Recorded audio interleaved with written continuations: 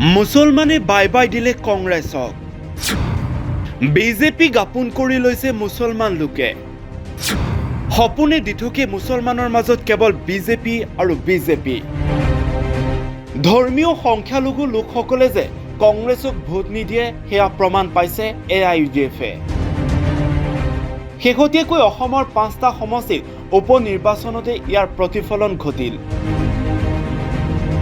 কংগ্ৰেছে অকলে নিৰ্বাচন খেলিলে, কিন্তু সেই নিৰ্বাচনত বৰ বেয়াকৈ মুখ থেকেচা খালে। বিশেষকৈ চামগুৰি সমষ্টিত ধৰ্মীয় সংখ্যালঘু ভোটাৰে নিৰ্ণয় কৰে ভাগ্য। তেনেস্থলত কংগ্ৰেছক পাহৰি বিজেপিক আদৰি লৈছে ধৰ্মীয় সংখ্যালঘু ভোটাৰে, যাৰ বাবে এতিয়া ধৰ্মীয় সংখ্যালঘু নয়নৰ মণি হৈ পৰিছে বিজেপি। কংগ্ৰেছৰ স্থিতি কি জানে সেয়া ধৰ্মীয় সংখ্যালঘু লোকসকলে। ধৰ্মীয় সংখ্যালঘু লোকসকলে পুনৰ প্ৰতাৰণাৰ বলি হ'ব নিবিচাৰে। ভোট বেংক হ'ব নিবিচাৰে ধৰ্মীয় সংখ্যালঘুসকলে, যাৰ বাবে চামগুৰিত পৰাস্ত হ'বলগীয়া হ'ল কংগ্ৰেছ। এই বিস্ফোৰক মন্তব্য কৰিছে AIUDF-ৰ বিধায়ক আশ্ৰাফুল হুছেইনে। নিৰ্বাচনৰ যেতিয়া ফলাফল ঘোষণা হৈছে, 5খন সমষ্টিত উপ নিৰ্বাচন আছিল আৰু এই উপ নিৰ্বাচনত AIUDF দলে কোনো সমষ্টিতে প্ৰাৰ্থিত্ব আগবঢ়োৱা নাছিল। আৰু এইবেলি অসমৰ জনগণক কংগ্ৰেছৰ সেই মিথ্যাচাৰটো বাস্তৱত আচলতে কি সেই কথাটোক প্ৰমাণ কৰিবলৈ এটা পৰীক্ষা দিয়া হৈছে। আৰু সেই সুযোগটো কংগ্ৰেছে যেতিয়া আটাইকেইখন আসন হাৰিছে, আনকি সংখ্যালঘু অধ্যুষিত চামগুৰিতো যেতিয়া 25-26 হাজাৰ ভোটত হাৰিছে, এই কথাটোৱে তাৎপৰ্য বহন কৰে যে AIUDF-ৰ কাৰণে বিজেপিৰ জয় নহয়। আৰু অসমৰ জনগণ আজি আশ্বস্ত যে কংগ্ৰেছক মানুহে আচলতে প্ৰত্যাখ্যান কৰিবলৈ লৈছে, বিশেষভাৱে সংখ্যালঘু এলেকাটো। এই কথাটো স্পষ্ট হৈ পৰিছে।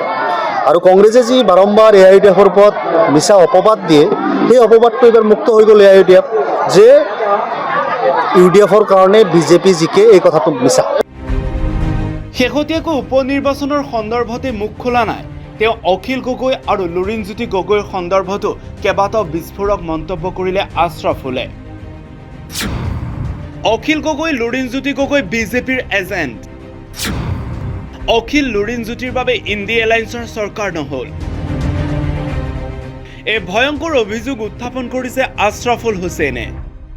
অখিল গগৈৰ মতলবটো অসমৰ জনগণে বুজা উচিত যে অখিল গগৈ আৰু লুৰিণজ্যোতি গগৈ দুইজন মানুহৰ কাৰণে যোৱাবেলি কংগ্ৰেছ, AIUDF, CPIM আৰু BPF-ৰ চৰকাৰখন অসমত ক্ষমতাত অহা নাই। এই কথাটো অসমৰ ৰাইজে বুজা উচিত। আচল বিজেপিৰ এজেণ্ট কোন আৰু এতিয়া কি মতলবত কাম কাজ কৰি আছে, এই কথাখিনি অসমৰ জনগণে বুজা উচিত। অখিল গগৈ সন্দেহৰ আৱৰ্তত।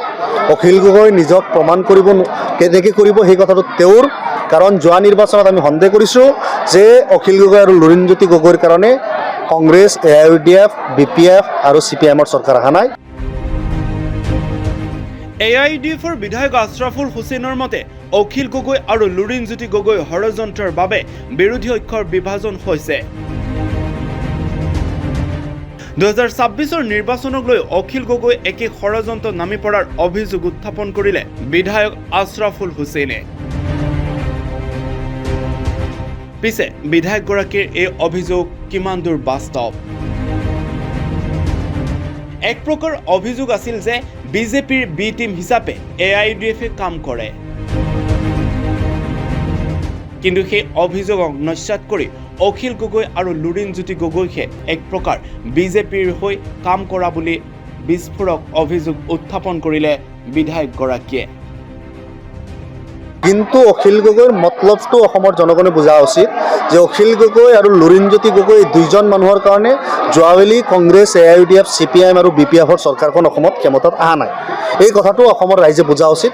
আচল বিজেপিৰ এজেণ্ট কোন আৰু এতিয়া কি মতলবত কাম কাজ কৰি আছে, এই কথাখিনি অসমৰ জনগণে বুজা উচিত।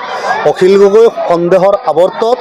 অখিল গগৈ নিজক প্ৰমাণ কৰিব কেনেকৈ কৰিব সেই কথাটো তেওঁৰ, কাৰণ যোৱা নিৰ্বাচনত আমি সন্দেহ কৰিছোঁ যে অখিল গগৈ আৰু লুৰিণজ্যোতি গগৈৰ কাৰণে কংগ্ৰেছ, AIUDF, BPF আৰু CPIM-ৰ চৰকাৰ অহা নাই।